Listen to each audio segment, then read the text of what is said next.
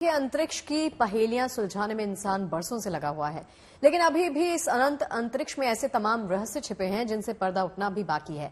अपने इस खास सेगमेंट में हम अंतरिक्ष से जुड़ी खबरों को आप तक पहुंचाने का काम कर रहे हैं।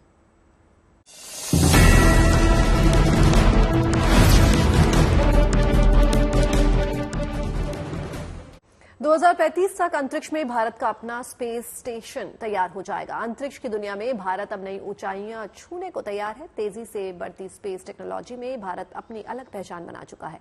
अब 2040 तक भारत चांद पर अपने एस्ट्रोनॉट्स को उतारने की योजना भी बना चुका है।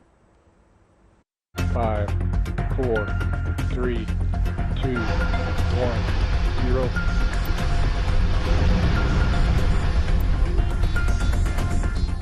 रहस्यों से भरी अंतरिक्ष की दुनिया और इन रहस्यों से पर्दा उठाने की हिंदुस्तान की कोशिशें।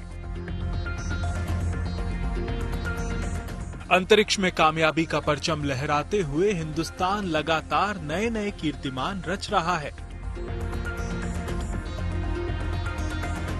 अब कामयाबी की इस रफ्तार को एक नए मुकाम पर पहुंचाने की तैयारी भी कर ली गई है। रिकॉर्ड संख्या में सफल सैटेलाइट लॉन्च के बाद अब भारत अंतरिक्ष में अपना अलग स्पेस स्टेशन बनाने जा रहा है।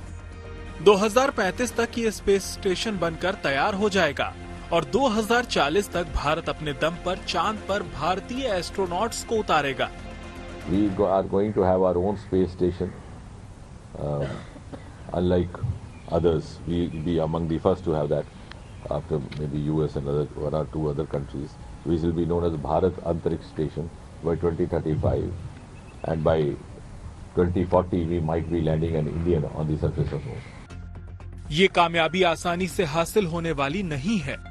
अंतरिक्ष में भारत स्पेस स्टेशन बनाने के दावे के पीछे इंडियन स्पेस रिसर्च ऑर्गेनाइजेशन यानी इसरो की बरसों की मेहनत है। पिछले साल जुलाई महीने में जब भारत ने चंद्रयान 3 को लॉन्च किया तो पूरी दुनिया की निगाहें इस मिशन पर टिकी थीं। चांद के साउथ पोल पर सफलतापूर्वक लैंडिंग करके चंद्रयान ने साबित कर दिया कि अंतरिक्ष में भारत अब कामयाबी की नई ऊंचाइयां छूने को तैयार है। चांद का साउथ पोल ऐसी जगह था जहां अभी तक किसी भी देश का कोई यान नहीं पहुंचा था। चंद्रयान 3 की कामयाबी के बाद इसरो लगातार नए नए मिशन लॉन्च कर रहा है। मंगलयान मंगल ग्रह के चक्कर लगा रहा है तो आदित्य L1 सूरज के रहस्यों से पर्दा उठाने में जुटा है। अब अंतरिक्ष में अपना अलग स्पेस स्टेशन बनाकर भारत उस मुकाम को हासिल करना चाहता है जो अब तक दूसरा कोई देश हासिल नहीं कर पाया। भारत स्पेस स्टेशन के पहले चरण को सेटअप करने के लिए इसरो इन दिनों गगनयान मिशन पर फोकस कर रहा है। मिशन गगनयान भारत का पहला मानव अंतरिक्ष मिशन है। इसके तहत 4 एस्ट्रोनॉट्स को अंतरिक्ष में भेजने की तैयारी है। ये एस्ट्रोनॉट्स पृथ्वी से 400 किलोमीटर ऊपर की कक्षा में 3 दिनों तक रहेंगे।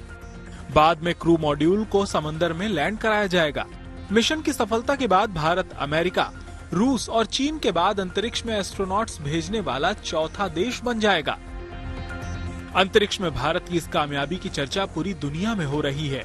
दुनिया की तमाम बड़ी स्पेस एजेंसियां अब अपने सैटेलाइट लॉन्च करने के लिए इसरो पर भरोसा कर रही हैं।